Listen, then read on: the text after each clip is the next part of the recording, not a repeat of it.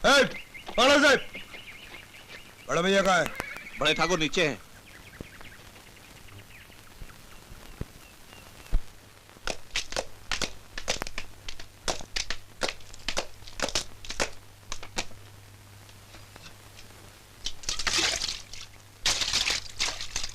क्या खबर लाए हो?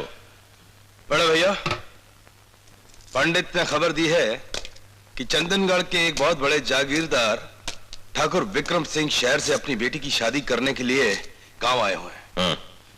लाखों के जेवर चढ़ेंगे उनकी बेटी को, और सारे जेवर शहर से बनकर आए हैं। कब है शादी? कल। सारी हवेली को दुल्हन की तरह सजाया जा रहा है। तुम अंदर चलो। नहीं बाबूजी, मैं कहता हूँ तुम अंदर चलो। बाबूजी, तुम बाहर नहीं आओगी।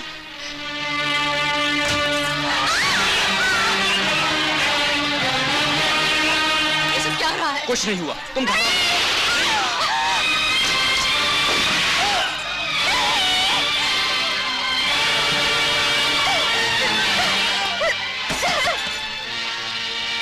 समेट लो ये सब।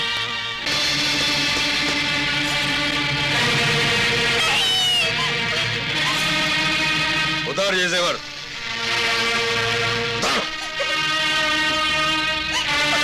अरे चांद प्यारी है तो भाग भाग।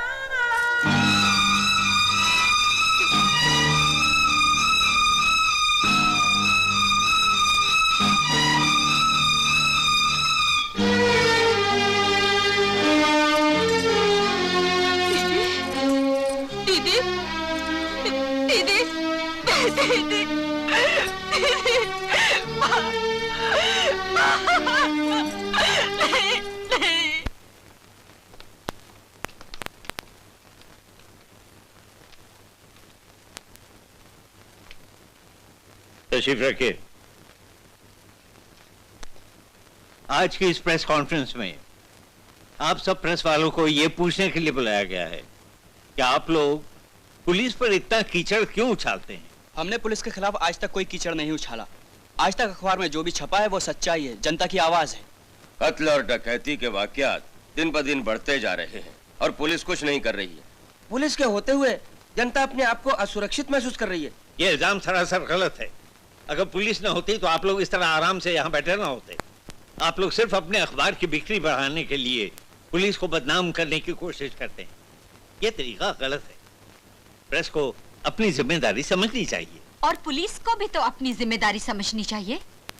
कौन है आप? अंदर कैसे आई? तुम कुंवर विक्रम सिंह की बेटी हो? जी हाँ। मुझे अफसोस है बेटी कि तुम्हारे साथ इतनी बड़ी ट्रेजेडी हुई।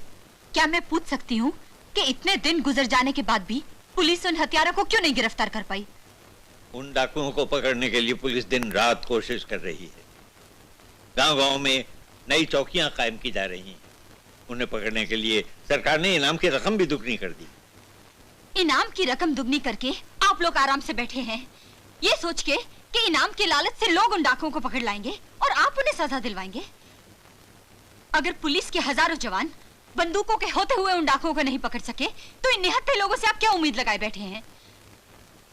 डीआईजी साहब, लोग इस वर्दी की बहुत इज्जत करते हैं। इतनी देर मत कीजिए कि लोगों का इस वर्दी पर से विश्वास उठ जाए। और वो बदला लेने के लिए कानून अपने हाथों में ले लें।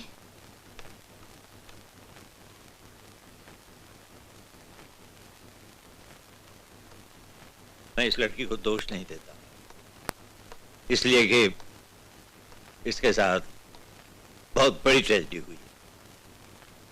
लेकिन मैं आप लोगों को यकीन दिलाता हूं कि मैं उस वक्त तक चैन से नहीं बैठूंगा जब तक उस डाकुओं के गिरोह को खत्म न कर दूं।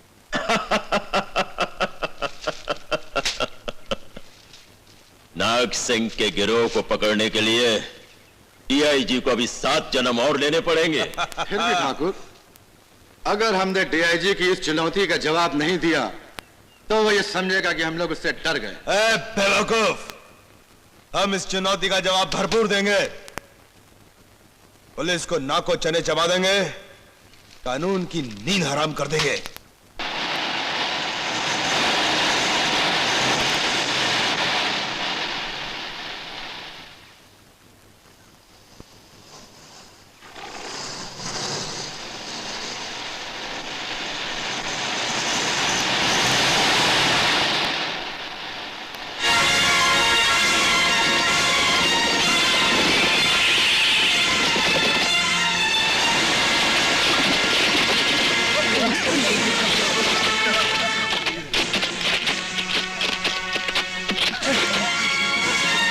गाड़ी उधर लो।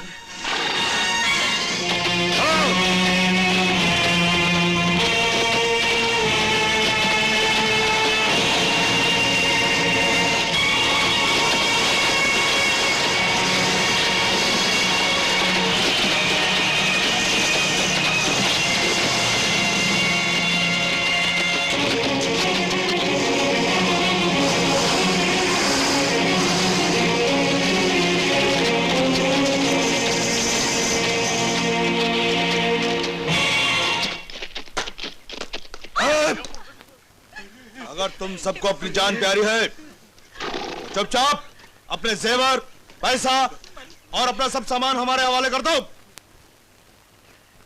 अरे बाप रे, तेरा 20 रुपए मर गए।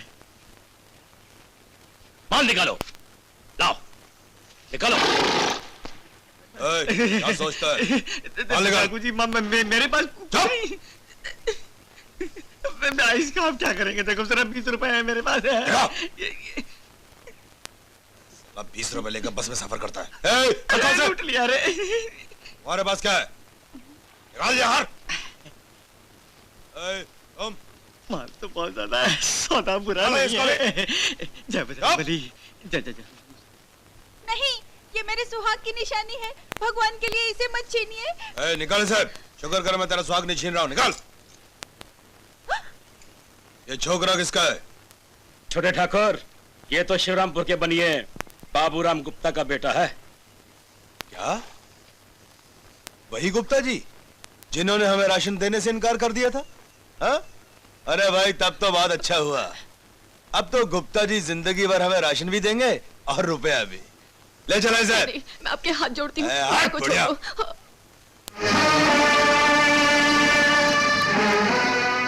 इस बच्चे ने तुम्हारा क्या बिगाड़ा भाई? हम खुश हुए। भूप सिंह से सवाल पूछने वाला कोई माई का लाल तो है इस बस में?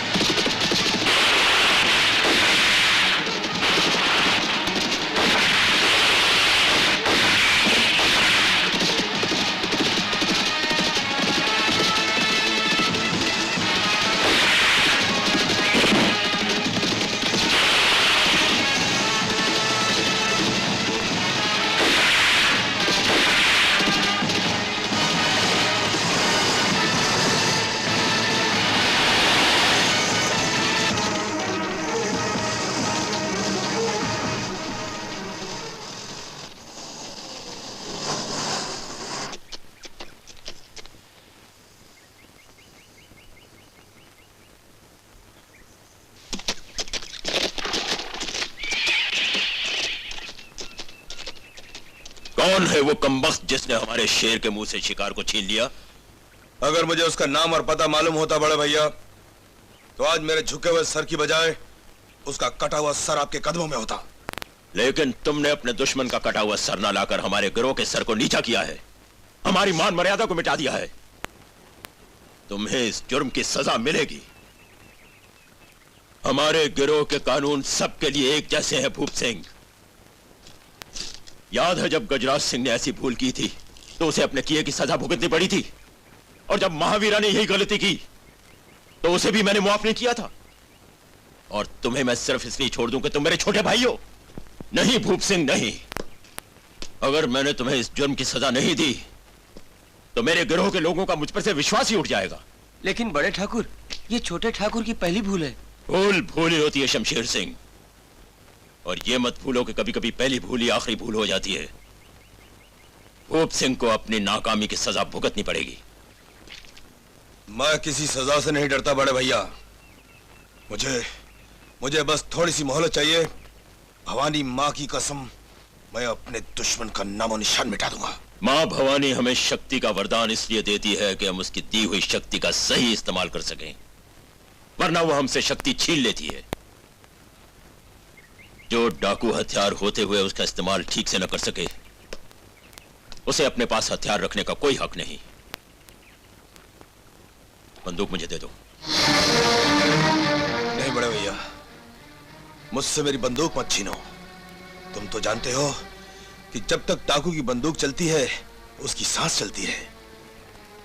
बंदूक के बिना डाकू मुर्दे से भी बदतर होता है। अगर अपनी बंदूक वापस चाहते हो तो पहले जाकर दुश्मनों से बदला लो।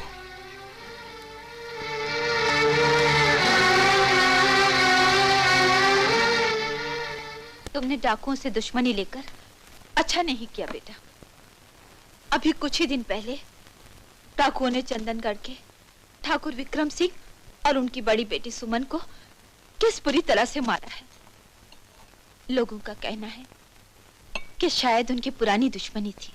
अरे एक मिलिट्री के कर्नल की बीवी और एक बहादुर पुलिस ऑफिसर की मां होकर तुम ऐसी बुजदिली की बातें करती हो। डाकू सिर्फ निहत्थे और बेबस लोगों पर वार करते हैं, लेकिन पुलिस ना तो निहत्थी है और ना ही बेबस। तुम देखना कुछ दिनों के अंदर पुलिस किस तरह से डाकू का नामो निशान तक मिटा डालती इस इलाके से। ये तो भाई साहब, अरे रुकिए जरा, रुकिए। अरे गुप्ता जी, यही वो आदमी है जिसने आपके पप्पू को डाकुओं से बचाया था। याद है जो बस को लूटने आए थे? जी छक्के छुड़ा दिए इस आदमी ने डाकुओं की। आइए भाई साहब, ये गुप्ता जी है जिनके बच्चे को आपने डाकुओं से बचाया था। उन डाकुओं से मेरे बच्चों को बचाकर आपने मुझे बहुत मेहरबानी की। देखिए, मैं पुलिस की नौकरी करता हूँ, लोगों को चोर डाकुओं से बचाना मेरा फर्ज है। आप कर्नल महेंद्र प्रताप सिंह जी के सपुत्र हैं? जी हाँ, बिल्कुल सही पहचाना आपने। भाई साहब, मैं इस दुकान के पीछे रहता हूँ। अच्छा, अगर कुछ खिदमत हो तो याद कीजिएगा। भाई साहब ये